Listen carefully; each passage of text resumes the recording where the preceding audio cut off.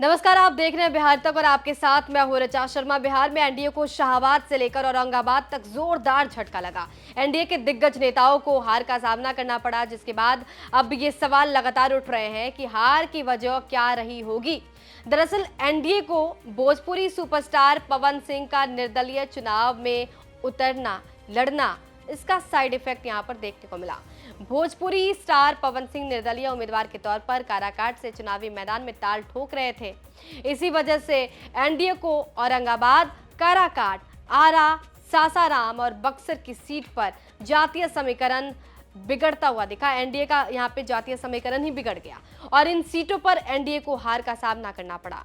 आपको बता दें कि पवन सिंह बीजेपी के टिकट पर चुनाव में उतरना चाहते थे, लेकिन उन्हें अंतिम समय में ये निराशा हाथ लगी और कोई रास्ता ना देखकर पवन सिंह निर्दलीय मैदान में कूद पड़े, जिसका असर ये हुआ कि इन 5 सीटों पर बीजेपी को हार का सामना करना पड़ा है। दरअसल पवन सिंह राजपूत जाति से आते हैं और इस जाति से उनकी पकड़ खूब मानी जाती है। जैसे ही उन्होंने ऐलान किया कि वो काराकाट से चुनावी मैदान में उतरेंगे, राजपूत वोटर बहुत आक्रामक हो गए।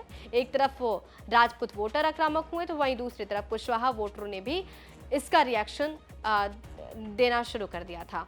सबसे पहले इसका असर हुआ औरंगाबाद में, जब बीजेपी उम्मीदवार सुशील कुमार सिंह को कुशवाहा जाति से काफी कम वोट मिला, जिसके रिएक्शन में काराकाट में राजपूत वोटर का भी जलवा दिखा और उन्होंने एनडीए उम्मीदवार उपेंद्र कुशवाहा को वोट ही नहीं दिया और वो चुनाव हार गए।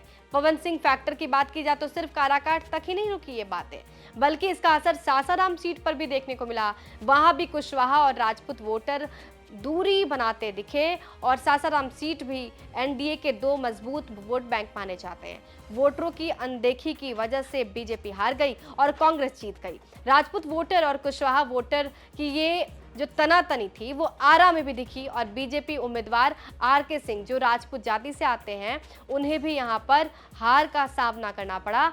इनसे कुशवाहा वोटर नाराज थे और शायद यही वजह है कि चुनाव हार गए। शाहबाद में राजपूत वोटर और कुशवाहा वोटर बेहद निर्णायक माने जाते हैं और इन दोनों जाति के वोटर पवन सिंह की वजह से एक दूसरे से दूर होते गए, जिसका नुकसान एनडीए को उठाना पड़ा। वहीं कुशवाहा वोटरों की बात की जाए तो इसकी नाराजगी सीमांचल की एक सीट पूर्णिया में भी देखने को मिली और यहां भी जेडीयू उम्मीदवार संतोष कुशवाहा को हार का सामना करना पड़ा। कुल मिलाकर देखा जाए तो एक पवन सिंह को नुकसान पहुंचाने के चक्कर में एनडीए ने अपनी 5 सीटें गंवा दी हैं। इन 5 सीटों पर कहीं ना कहीं पवन सिंह के फैक्टर के कारण नुकसान हुआ है। आपको क्या लगता है, पवन सिंह को चुनाव में उतरना चाहिए था या नहीं उतरना चाहिए था? उतरे तो जीतना चाहिए था या फिर हारना चाहिए था? हमें कमेंट बॉक्स में जरूर बताइए और बिहार की तमाम खबरों के लिए हमारे साथ बने रहिए, देखते रहिए बिहार तक।